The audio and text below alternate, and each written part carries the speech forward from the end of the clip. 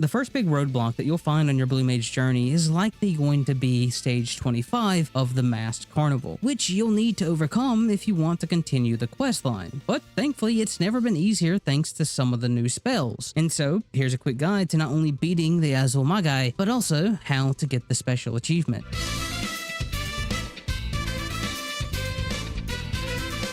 As always, when talking about Blue Mage, we have to start with the required spells. Starting with the mainstay of basically every Blue Mage loadout, we have Etheric Mimicry, specifically DPS Mimicry, as you can avoid all the damage in this fight, and not taking damage or healing is also required to get the achievement, so we're going to focus on damage instead. Speaking of which, we're going to want to bring our buffing skills of Moonflute, Bristle, and Whistle. As for actual damage, our main source is going to be Breath of Magic. After that, we're going to have to start filling some boxes for the achievement, because it requires you to use one of every physical or elemental damage type. For physical spells, we're going to go with Sharpened Knife, Triple Trident, and Mountain Buster, which also ticks an elemental box as well. And for the elemental spells, we're going to bring Tingle, Eruption, Glass Dance, Sea Shanty, and finally Sonic Boom. Now, while those are all the spells that you need to bring, nothing is stopping you from bringing more damage options if you have them, and doing so will make the fight even easier than it already is. However, remember, you do have to use all the spells that we listed before at least once, along with not healing or taking any damage to get the achievement. With the spells out of the way, let's actually get into the fight. So to start, we're going to use a Bristle and Moonflute, followed by a Swift-casted Breath of Magic and as many OGCD spells as possible. Keep in mind that Mountain Buster does count as a physical attack, so make sure to use it before the Ice Spike cast is finished, as this attack will make it so every physical attack is countered. After that, the boss is going to use a line AoE that you'll want to make sure and dodge, after which you'll use a couple more Sonic Booms before your Moonflute falls off. The boss is then going to start using a combination of Ram's and Dragon's Voice. So when you see Ram's Voice, you're going to want to get away, and when you see Dragon, you're going to want to get in. Around the time that your Moonflute debuff wears off, the boss should be close to dying. Use a Tingle to make sure you get that lightning box ticked for the achievement, followed by a couple Sonic Booms until they finally die.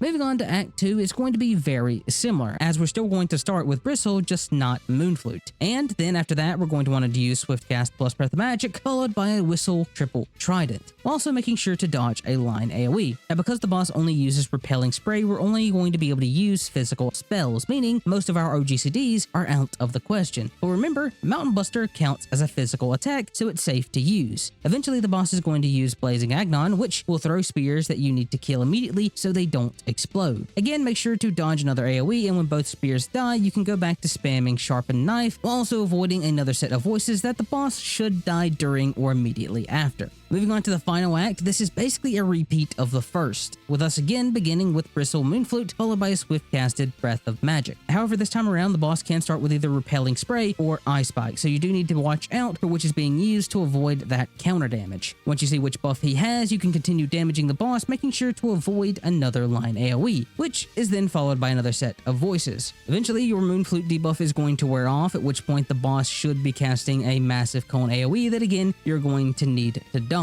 And it's around this time that the boss should die, thankfully allowing us to skip one of the more annoying mechanics in Charybdis. I should also note that you can use a fully powered Final Sting at about 70% to skip basically all of this. And funnily enough, this doesn't prevent the achievement, which you should get upon completing the stage as long as you didn't take any damage, you didn't heal, and you used all the spells that we brought. Now with that, you should be able to continue your Blue Mage quests at least until you have to do stage 30, which is a bit more difficult. I'll also be making a guide for this fight as well, and if it's been released, it should be appearing relatively shortly, so make sure to check it out if you need further help. Now, if you consider this video helpful, please consider liking the video and possibly subscribing to the channel so you know when I upload new content. Also, if you have any questions, feel free to ask them in the comments and I'll do my best to answer them if at all possible. But with all that being said, thanks for watching and I wish you the best on your Blue Mage journey.